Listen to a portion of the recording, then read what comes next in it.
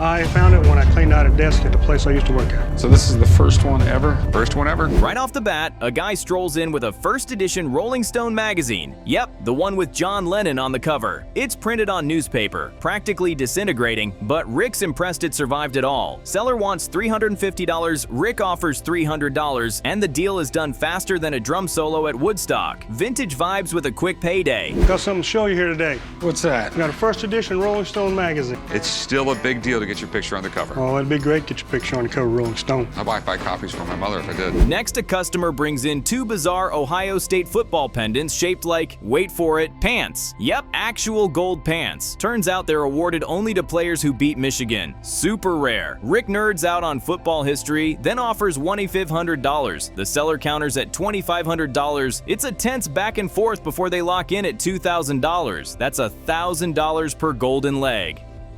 Well, I have a couple of these Ohio State pendants. They're awarded to the players when they beat Michigan. Why do they look like pants? Well, when they started the award, Ohio State had a long losing streak against Michigan. Then we meet the woman with 2 Picasso etchings, claiming they're worth $1,000. Corey roasts one as something Chum could have drawn with his eyes closed. Savage. Rick's intrigued but skeptical. He calls in an expert before touching it with a 10-foot pole. Cue the drama. Hey, how you doing? Hi. Hey, I wanted to see if I can sell these Picassos. Okay. I'm gonna go look around. Back in the shop, the Picasso expert arrives with some truth bombs. One etching, the Blue Dove of Peace, is basically art wallpaper, worth maybe $100. The other, Poor Robbie, is mass-produced, but this version is early and rare, possibly worth up to $1,500. The seller pushes for $1,000. Rick counters at $600. After some haggling, they land at $650. Not a masterpiece deal, but it beats hanging it in Mom's hallway.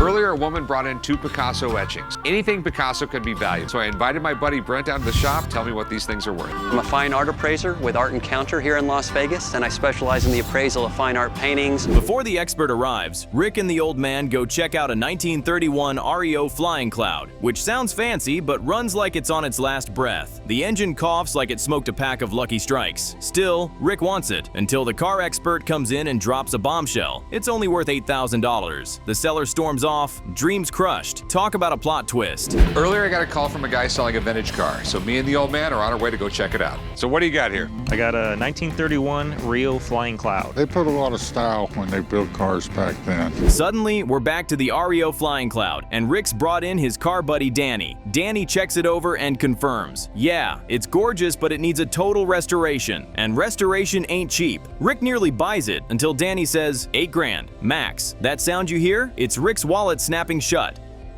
He's asking 40 grand, so I called in my buddy Danny to see if it's worth buying. What's going on, Dan? Morning, guys. How you doing? I'm one of those guys that's just obsessed with cars, looking at them, taking things apart. Now we get the wild card item. A dude walks in with a 1980s coin-op breathalyzer machine. Yes, really, with a bottle of Jack for testing. Chumley volunteers for the breath test naturally. He blows sober, then chugs and tests again. Surprise, he's legally blitzed. It's the most scientific moment in Pawn Stars history. It's you again. Hey, how you doing, man? I got a computerized breathalyzer, coin operated. Bottle of Jack Daniels. Well, I can show you it works with that. Where in the world did you get this? Rick likes it for the nostalgia and arcade weirdness. Seller wants $200, Rick counters $100, they settle at $125. Let's be real, Chumley will probably use it more than any customer. 0.20. You are ripped. So I guess when it's fresh in your mouth like that, it comes out pretty high. Yeah, you're supposed to wait 10 minutes. Now that we know it works, Meanwhile, Corey bets Rick that Chum can draw something that fools the old man into thinking it's Picasso. Corey's confident, Rick's skeptical. Chum draws a terrible version of Poor Robbie. The old man looks at it, pauses, then drops a nuke. Whoever drew this is not an artist. Burn level, nuclear. Earlier, I bet my dad that Chum could draw Picasso and get it by the old man. Chum says he's ready, so now I want my $100. Grandpa, you know Picasso, right? Yeah. What do you think of that? I think it's horrible. It's a copy of a very common. Everyone's cracking up except Corey, who owes Rick $100. Chum looks betrayed, like he just got voted off the art island. Rick's smiling ear to ear. Chum might not be Picasso, but he's comedy gold. Can you just give us an answer? Yeah, I can give you an answer. How about all 3 of you getting your ass back to work instead of messing around with this damn thing?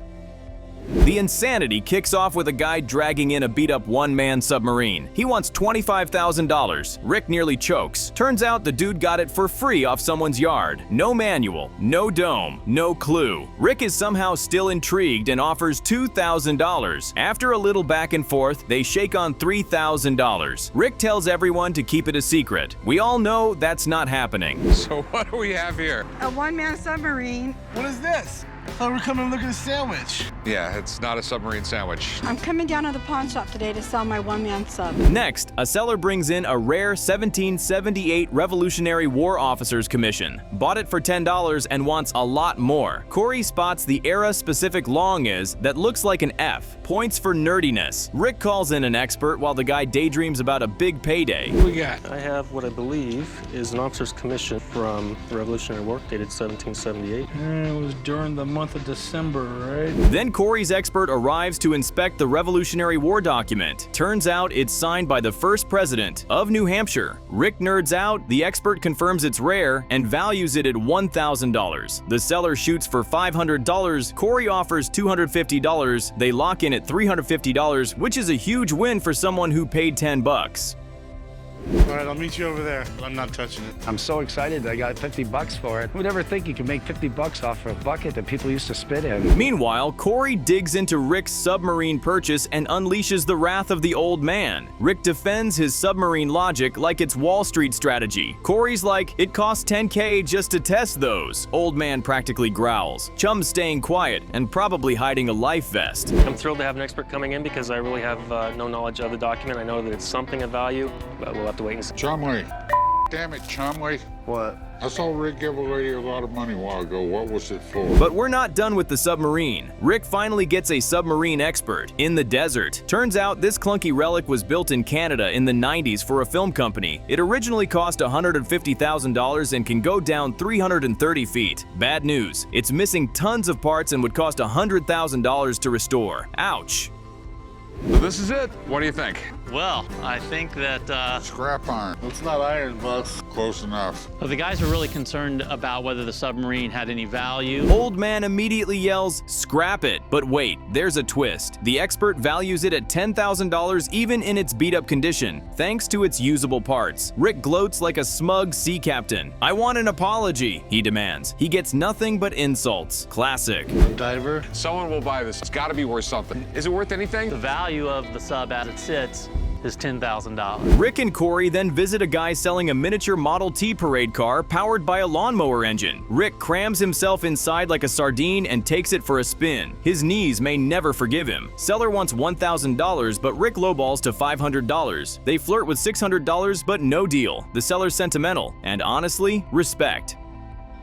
What in the world do we have here? It's a 50-year-old Model T parade car. I don't see how it's a Model T when it's got a Chevy symbol on the front of it. Back at the shop, a customer brings in a nasty-looking spittoon from the Goldfield Hotel. It's historic, but also a literal bucket of spit. Rick jokes about the smell, holds it like it's radioactive, and offers $50. Seller takes the deal, happy to turn germs into green. Hey, what can I help you with? I found this morning. I was cleaning a house. It's a spittoon. Back in the day, every guy tobacco.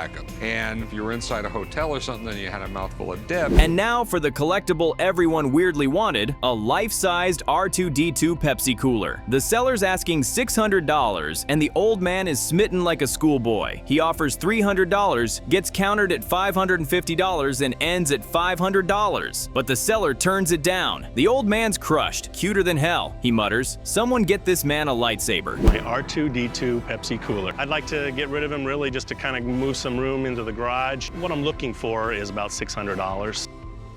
First up, a guy walks in holding what looks like a sci-fi prop, but nope, it's the infrared heat-seeking guidance system from a Sidewinder missile. Rick's jaw practically hit the counter. "Is this even legal?" he blurts. The guy shrugs, casually dropping that his dad scored it from a surplus auction for $25. $25 for military tech? You can feel Rick's FBI anxiety rising. Oh, what exactly do we have here? Like a big flashlight. This is known as an infrared heat seeker for the Sidewinder missiles. They were attached to the F4 Phantoms. And should I call Homeland Security now, or? Rick digs in deeper, and the customer claims he found the thing in a heavy shipping container his dad won. Inside, Cold War weaponry. Rick's clearly both freaked out and intrigued. This could either be a collector's dream or land him on a Homeland Security watch list. You can almost hear the sirens in his head. This is crazy. A guy buys a bunch of run-of-the-mill shipping containers at a government auction, 25 bucks, and finds these inside. That's incredible. But I gotta dig a little bit more before I have the Air Force come breathing down my neck. With Rick sweating bullets, he asks for paperwork, and boom, the guy pulls out official Navy docs saying he legally owns it. The old man, in a rare moment of calm, confirms it looks good to go. Still, Rick isn't totally sold and decides to bring in an expert. Because, yeah, you don't just eyeball a missile part. These came out, now you had dogfights where you were just looking at a radar screen inside the cockpit. Right. In 1964, this was so high-tech, it was unbelievable. Now back to the missile drama. Rick's brought in a Top Gun graduate and Blue Angel pilot to verify the Sidewinder tech. This dude knows his missiles. He confirms it's a real AIM-9 heat seeker head and totally legal. Even says he'd love to own one himself. You can practically see Rick's fear turn into dollar signs. I'm a U.S. Marine Corps F-A-18 pilot with 17 years of experience. I'm a graduate of the Naval Fighter Weapons School, Top Gun, and also a U.S. Navy Blue Angel pilot. Now this is a very interesting item. Despite all the Cold War wow factor, the expert tells Rick it's got zero commercial value. Brutal. Rick looks like a kid who just found out Santa isn't real. He offers the seller $500, saying he's crazy for even considering it. Seller plays it cool, tries to nudge it to $750. Rick bumps it to $550 and calls it a day. Boom. Deal. So, okay. All right. Thanks, man. You bet. Appreciate you coming out. Good to see you. As a fighter pilot who has fired the AIM-9 missile, it's exciting to see this. Cut to the next jaw dropper. A guy brings in an original Playboy bunny outfit his girlfriend wore back in her club days. Rick starts grilling him, first making sure he wasn't the one wearing it. Classic Rick sass. But when the guy reveals he has the ears, cufflinks, employee ID, and the original bodysuit, Rick lights up. Vegas gold, baby. Hey, how can I help you? Well, I've got an item here I thought you might be interested in. Okay. It's very unique, one of a kind. It's a Playboy bunny outfit. They dive into Playboy history, with Rick going full fanboy over Hefner's marketing genius. The customer even pulls out the Playboy bunny manual. Yeah, like a user guide for how to wear ears properly. Talk about iconic. Rick's clearly hooked, but you know he's not about to drop $3 grand without some haggling. What's cool about this outfit is the fact that it's an original. If you notice the ties on both sides, the later outfits did not have these, so this was the prototype. Okay. The customer wants $3,000, but Rick hits him with a reality check, a cool $1,000. The guy tries pushing back, throwing out internet prices, but Rick knows the difference between listings and sales. They tango briefly before settling at $2,200. Not bad for an outfit that probably witnessed a few wild nights in the 70s. So about $3,000. That's more than I'd be willing to go. I'm thinking more like $1,000. I've seen them listed on the internet for $4,000 to $6,000. Enter a different kind of beast, a tricked-out 1986 Buick Regal. The seller struts in like he's driving a spaceship. Custom paint, V8 swap, pillow seats from a Cadillac. This car screams personality. Corey tries to play it cool, but even Chumley's blushing like it's prom night. This is what I called you about. All right, it's a Buick Regal with a paint job. This thing is awesome. The Regal, when you hit the block, man, you're it. The seller wants $2,500. Corey, with a heavy sigh, breaks the cold truth. It's worth maybe $1,000. The guy practically chokes on his own ego. Tires alone are worth that much, he protests. Corey goes up to $1,500, still no deal. But hold up, Chumley swoops in like a lowrider superhero and throws down $2 grand of his own money. Todd? Yeah, you know, we go way back with pillowbacks and Cadillacs, so we took the Cadillac seats out and put them in the Regal. That's sweet. Pretty cool. Cut to later, and Chum rolls back into the shop like he's in a rap video. The Buick now has hydraulics, custom juice setup, the whole bounce around the block package. The old man's reaction? Deadpan disgust. But Chumley is glowing. Honestly, it might be the happiest he's ever been on camera. Yeah! Look at that. Yeah, I knew you guys would be excited. It's a damn Buick Regal. And just when you think it's over, Chumley gives everyone a live demo of the Regal's hydraulics. The old man's ready to jump out of the car, but Chum's loving every second. As the car bounces into the Vegas sunset, it's clear. No matter how much you spend at the pawn shop, the drama is always free. That's the most stupidest thing I ever seen in my life. All right, now here's a special treat for you, old man. Oh my God. Then we get a surprise field trip. Rick and Corey check out an antique carpenter's tool chest from the 1850s. It's gorgeous, with ivory inlays and more drawers than a Kardashian closet. The seller wants $10,000. Rick's like, I love it, but not that much. Offers $3,500 tops. No deal. That one hurt. Earlier, I got a call from a guy selling some tools. The guy says they're really special, so Corey and I are on our way to go check them out. Hey, it's you again. So this is it, huh? This is it. This is my antique tool chest from the mid-1850s, 1860s. Finally, a woman walks in trying to sell a sealed 1980 Rubik's Cube. She's hoping for $200, but Corey's face says it all. He offers $5. Yep, $5. The seller's insulted, but Corey shuts it down. They made millions of these, lady. It ain't rare. Honestly, her shocked reaction is comedy gold. From 1980. Can I open it? No.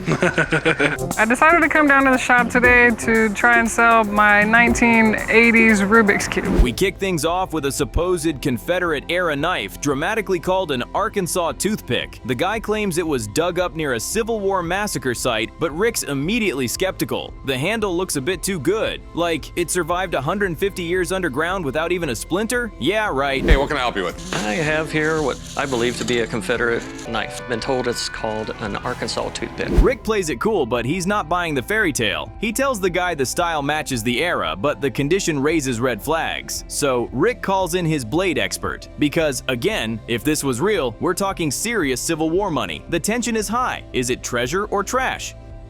Nothing to it. Sometimes people's stories just don't add up. Even though this is the right style for a Confederate-era knife, and it definitely looks old, it doesn't look like it's been buried in the ground for over 100 years. Back to that Confederate knife. Rick's expert shows up and says it might be real. Kind of. The blade style is right, the steel's legit, but the handle is too pristine for something supposedly buried for 150 years. Value? Around $500 if it were confirmed real, $1,500 tops. That Civil War fairy tale just turned into a $400 reality. Earlier, a guy brought in a knife he claims is from the Confederate Army. If it's real, it could be worth some serious money. Meanwhile, Rick and Corey head out to look at a 1970 Honda Z600. It's so tiny you could park it inside a smart car. The seller says it's the first one off the boat, which sounds cool until Rick lifts the hood. It hasn't run in 15 years, and now they're talking about starting it with ether. Corey looks like he's watching a grenade get primed.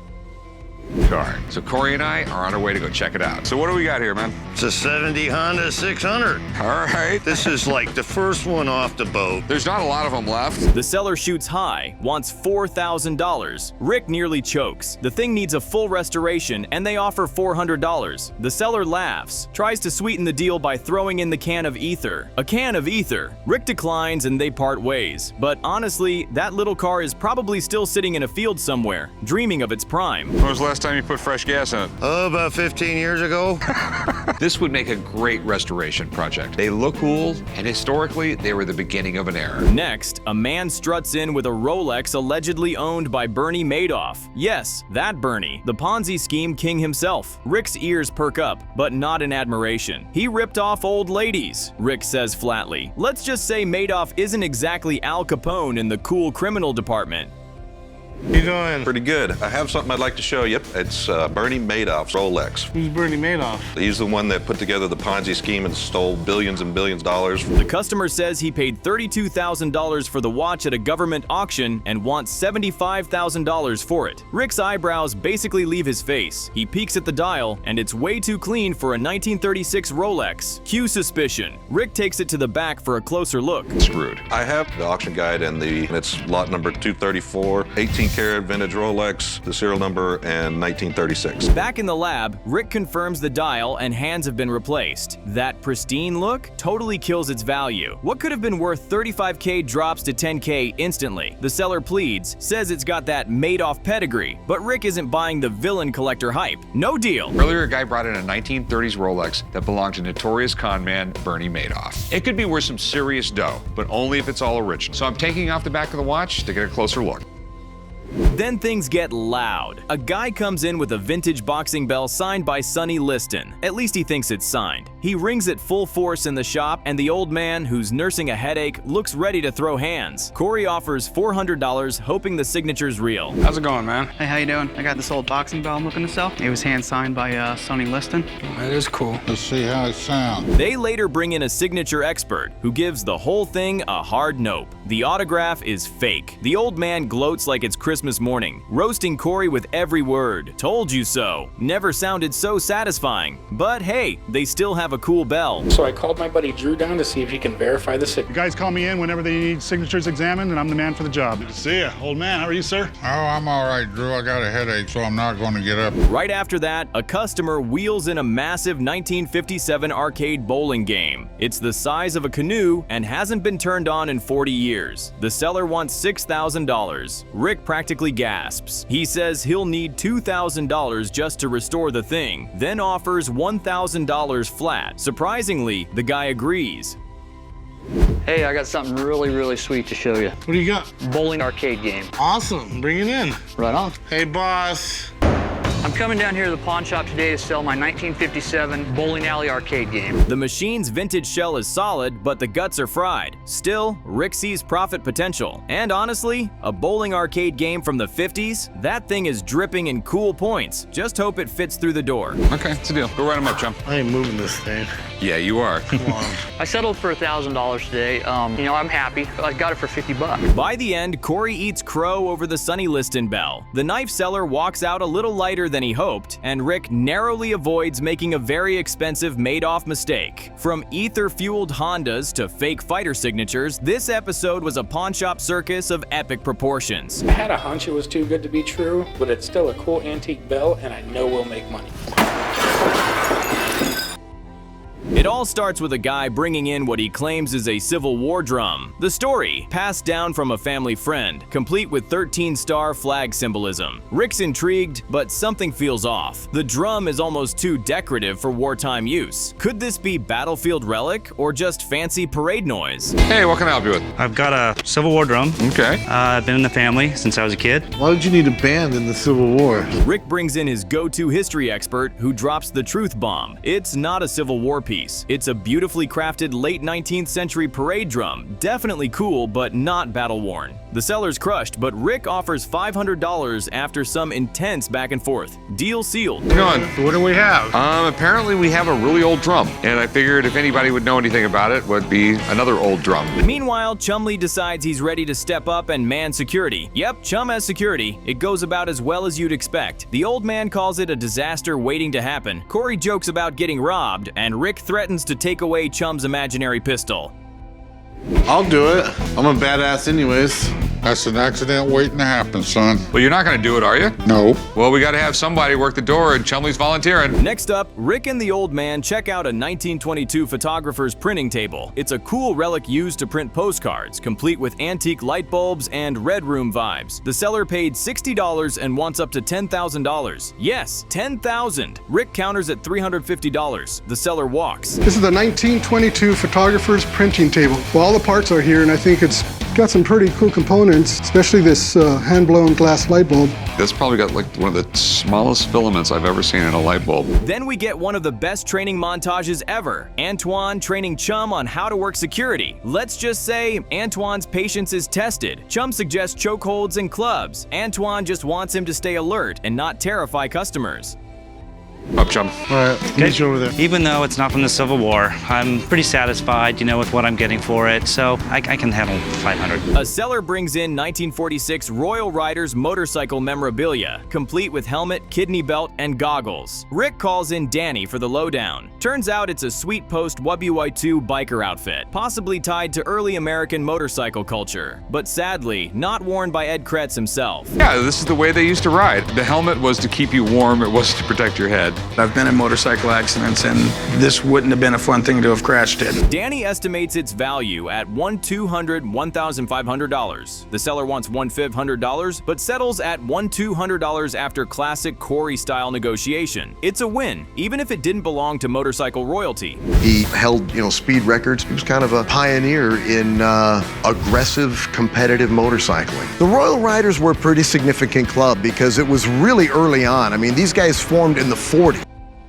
A guy rolls in with a 1652 sixpence coin, hoping to make bank. He wants $3,000, but the coin has been through it, cracked, worn, and graded as damaged. Rick offers $500. The seller's ego takes a hit, and he declines. What do we got here? It's a 1652 sixpence. Okay. Rick, this looks like it's run over by a truck. What do you expect? It's 359 years old. In true chum fashion, he tries making a deal at the door for a Middle Eastern sword, offering $700 like he's got cashier authority. Corey shuts it down immediately. Security guards don't negotiate. Chumley, sit down. Welcome to Gold and Silver. Whoa, hey, what do you got there? Middle Eastern sword from the late 1800s. What do you want for it? About $1,000. I'll give you $700. Finally, Rick brings in Antoine again for a high-end escort. Chumley is still on his wannabe Secret Service kick, but Rick opts to walk the customer to the car himself. That about sums up Chum's new job. Hey, Pops. What? I just bought a watch off a guy for $5,000. Need Antoine to walk him to the car. Antoine's still out. You got Barney Fife over at the door.